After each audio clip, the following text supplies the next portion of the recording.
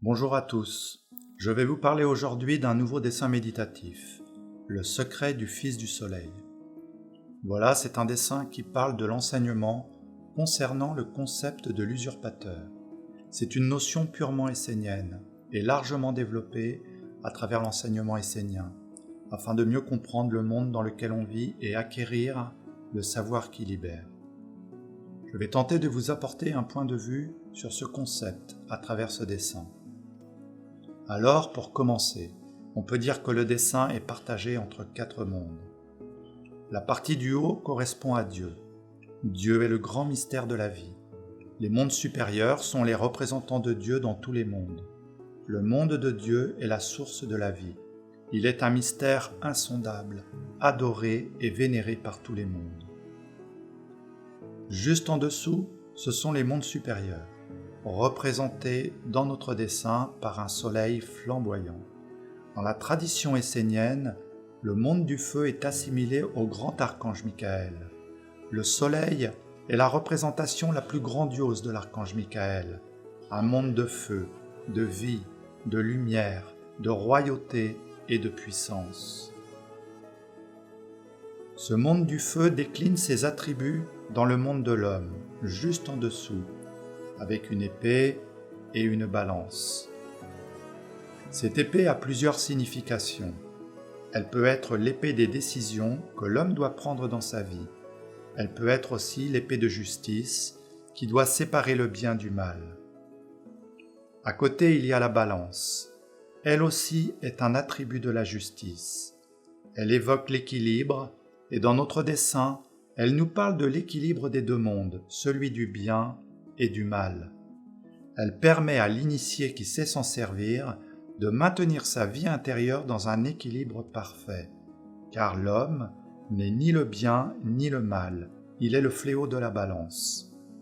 Finalement, cette représentation a une ressemblance similaire à l'illustration bien connue de l'archange Michael qui terrasse le dragon ou le serpent.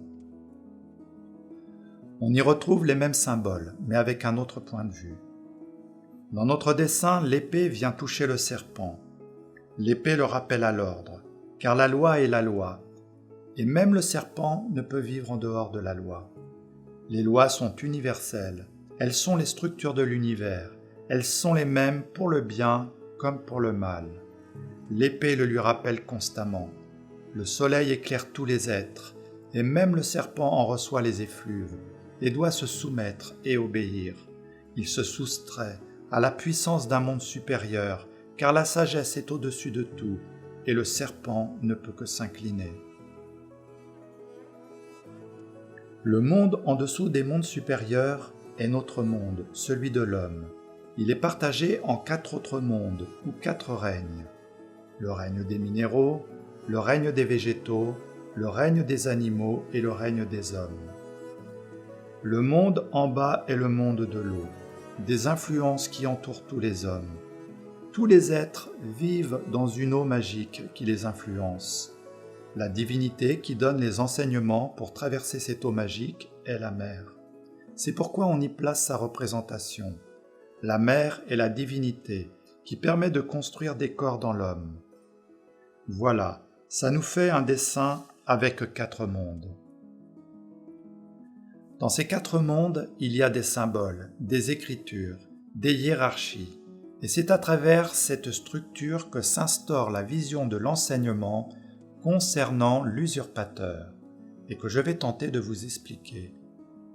Cette notion de l'usurpateur est fondamentale dans l'enseignement essénien, et elle a été abordée de multiples façons à travers certains psaumes de la Bible essénienne, des conférences, des livres. Je mets quelques liens en description si vous souhaitez approfondir cet enseignement. Pour l'instant, je vais me pencher sur la partie de la voile de la barque. D'abord, sur le dessin, on voit cette barque un peu atypique, mais laissez-moi vous parler un peu de son symbolisme. C'est un savoir universel. On retrouve la barque dans énormément de traditions, contemporaines ou même plus anciennes. Je pense notamment à la barque des Égyptiens, ou même plus récemment le drakkar des Vikings. Dans la tradition essénienne, la barque représente essentiellement le corps de l'homme, et c'est son sens premier, le plus profond. car partant du principe que le corps baigne dans une eau magique, l'idée est que le corps soit hermétique aux influences indésirables et permette d'atteindre un objectif sans qu'il soit influencé par toutes les illusions. Cette image est très profonde, c'est une image onirique, magique. L'homme doit donc conduire sa barque, la barque de sa vie, sur l'autre rive, ce qui veut dire sur la rive de son âme, et également la rive d'un monde supérieur. C'est tout un symbolisme. Le langage est juste ésotérique, et il faut juste soulever le voile pour en comprendre le sens. La barque est souvent représentée comme un serpent. Le serpent incarne le pouvoir de la matière, et par conséquent a une emprise sur le corps. D'un certain point de vue, il est le maître de la barque, et donc du corps. Et pour pouvoir utiliser la barque, il faut nécessairement maîtriser le serpent. Et pour maîtriser le serpent, il faut maîtriser l'eau magique des influences qui entourent le corps de l'homme. La puissance de la matière agit sur tous les êtres et conduit les hommes à s'identifier au corps comme seule et unique réalité, les rendant complètement aveugles à la réalité de cette eau magique qui entoure tous les êtres. C'est un peu ce qu'incarne la couleur bleue partout dans le dessin. C'est pour indiquer ce mystère. Cette eau magique est connue des occultistes comme le grand agent universel, ou la force télesma, ou bien le serpent. Elle est vivante, elle est la grande âme universelle qui anime tous les êtres. C'est un monde puissant, gouverné par les lois de la magie, et si l'homme l'ignore ou ne la connaît pas, il ne peut qu'en subir les influences invisibles.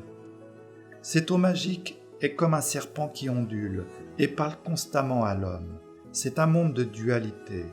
Le serpent est le gardien du seuil, gardien et initiateur. Ce serpent règne sur deux sortes d'individus, les matérialistes et les spiritualistes. Les initiés, eux, connaissent ce serpent et le contrôlent. Ce sont donc trois sortes d'individus. Les matérialistes, les spiritualistes et les initiés. Nous avons d'une part les matérialistes. Ils sont les adorateurs du corps. Ils aiment la matière et ne perçoivent la vie que par les intérêts du corps. Tout est organisé pour le confort du corps. Les matérialistes ne croient en rien et capitalisent toute leur vie sur des biens et acquisitions matérielles. Ce n'est pas un mal en soi, c'est juste un fait, et même un choix délibéré pour certains. Mais d'un point de vue initiatique, ces matérialistes sont sous l'emprise de forces spirituelles qui leur sont supérieures. Dans notre dessin, ces forces spirituelles s'appellent Baphomet, qui est mieux connu sous le nom de Satan, grâce à l'Église catholique qui a diabolisé le principe de la matière. Baphomet est la loi de la matière et de ce qui durcit. Dans la vision essénienne, le mal est le principe de la matière, et Baphomet n'est qu'un langage ésotérique pour dire matière. Ceux qui, dans notre société, incarnent le mieux ces mondes sont l'armée.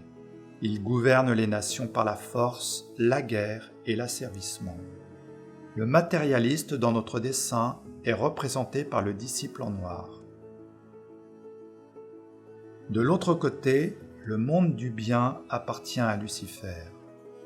Les spiritualistes sont des idéalistes. Ils recherchent la lumière mais ne la vivent pas. Ils n'ont pas réellement les clés pour la contenir et la vivre jusque dans la réalité de leur corps et de leur vie. Ils sont souvent déconnectés de la réalité. Ils rêvent de lumière mais ne vivent pas avec. Ceux qui incarnent le mieux ces mondes sont essentiellement les religions. Le spiritualiste dans notre dessin est représenté par le disciple en blanc. Et enfin, le troisième disciple, en rouge, est le véritable serviteur de la lumière. Il est dans une tradition et s'est incliné dans son cœur devant la perfection des mondes supérieurs. Il est au service de ces mondes. Il est dans la posture de la prière et de la dévotion, car pour s'approcher de la sagesse et de la vie grandiose, il faut être humble. Il se tient dans la droiture et l'honneur. Il vit avec son âme et ne craint pas l'épée de justice, car lui-même aspire à être conduit dans la justice divine. Par cette épée, il équilibre la balance des deux autres mondes. Il dit Je ne suis ni le bien, ni le mal, je suis le fléau de la balance. L'épée est tenue par la main des mondes supérieurs, indiquant à celui qui sait voir le chemin de la royauté. L'épée est à la fois une alliance, un lien, tout un symbole, mais aussi une protection, et un chemin pour le disciple de la lumière, car cette épée est aussi celle du discernement, car pour aller vers un monde supérieur, il est nécessaire de cultiver le discernement. Donc sur ce dessin, il y a 3 disciples, tous 3 portant un monde et étant au service de ce monde, à la différence que les 2 mondes des matérialistes et des spiritualistes sont tous 2 des mondes au service de l'usurpateur. L'usurpateur, dans la cosmogonie essénienne, est un être qui vivait avec Dieu, mais qui s'est séparé de Dieu, croyant lui-même pouvoir être Dieu. Étant séparé de Dieu, il s'est séparé également de la source de la vie, et c'est ainsi que pour continuer à vivre, il a créé le monde de la chute, afin de pouvoir continuer lui-même à vivre. Le monde de la chute génère de l'énergie vitale, qui lui permet tout simplement de vivre et de continuer à être le Dieu de ce monde. Quand les hommes parlent de Dieu, ils parlent la plupart du temps de ce Dieu sans le savoir, car c'est lui leur père, le père du mensonge. Les hommes vivent dans le monde de la chute, c'est-à-dire un monde qui n'est pas né de Dieu, mais un monde qui est né de la chute d'un être qui s'est cru à l'égal de Dieu. C'est ce que rapporte la tradition essénienne. C'est pourquoi Dieu a envoyé son Fils unique à travers la tradition. Le Fils unique est le chemin, la résurrection et la vie. Et c'est par lui que le chemin de la remontée vers un monde supérieur est possible. Et par lui sont engendrés les initiés qui ont retrouvé le chemin de leur âme. Dans notre dessin, il est celui qui trône, tout en blanc. C'est l'initié, ou le maître, c'est-à-dire celui qui maîtrise sa vie intérieure. Il connaît ses secrets et ses mondes. Lui-même gouverne son propre royaume intérieur.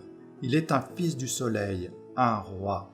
Il gouverne son royaume intérieur avec les qualités de son âme, tel un bon roi, prenant de bonnes décisions, accomplissant des actes nobles, afin que son peuple intérieur soit dans la bénédiction de la lumière, et qu'ainsi il puisse accomplir dignement la volonté d'un monde supérieur.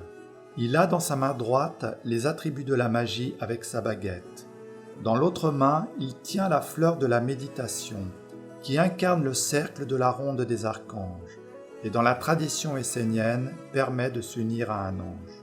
Il représente la partie horizontale de l'épée, les maîtres, qui sont unis avec les mondes supérieurs, la partie verticale de l'épée, faisant apparaître alors la rose du cœur, la rose qui unifie les mondes, le principe masculin, la verticalité et le principe féminin, l'horizontalité. Aussi l'initié a travaillé ses 5 sens, de la vue, de l'ouïe, de l'odorat, du goût et du toucher. Alors à l'intérieur de lui ont éclos les fleurs qui lui permettent d'appréhender les mondes invisibles. Unifié, il représente le pentagramme de la magie, avec lequel l'initié peut opérer. L'initié se tient face au serpent, sans crainte, sans peur et sans doute. Il prononce les paroles de la vie qui viennent féconder le monde du bien et même du mal. Il est celui qui apporte l'équilibre des mondes, car la lumière lui donne le pouvoir d'équilibrer les mondes. Ce dessin est un véritable hiéroglyphe de la vie intérieure de l'homme. Il est lui-même ce dessin. La barque, son corps, doit lui permettre de traverser le fleuve des influences en maîtrisant sa vie intérieure. Une fois la barque conduite sur l'autre rive, le disciple devient un initié, un réel serviteur de la lumière, et peut ainsi participer au monde de la vie supérieure, car il a triomphé des épreuves et de l'initiation. Toute la science initiatique repose sur la connaissance qui permet de traverser cette eau magique et de pouvoir vivre avec son âme qui se tient sur l'autre rive. Tous les secrets sont là. Jésus qui marche sur l'eau, Moïse qui sépare les eaux, etc. Voilà tout ce dont parle ce dessin méditatif. Ce sont des notions capitales, fondamentales sur le chemin de l'initiation, que le disciple doit connaître s'il ne veut pas tomber dans les pièges savamment tendus de l'illusion du monde. Il y a d'autres subtilités dans ce dessin méditatif, et si tu souhaites l'approfondir, tu peux le recevoir chez toi. Je mets un lien en description si tu souhaites te le procurer. J'espère que cela t'a inspiré, t'a parlé, a éveillé en toi des compréhensions. Si tu as des commentaires ou des questions, n'hésite pas, je ferai au mieux pour y répondre. Ça m'a fait plaisir de te partager ce petit voyage intérieur. J'espère que toi aussi tu as aimé cette vision du monde. Un grand merci et on se retrouve bientôt pour un prochain dessin méditatif.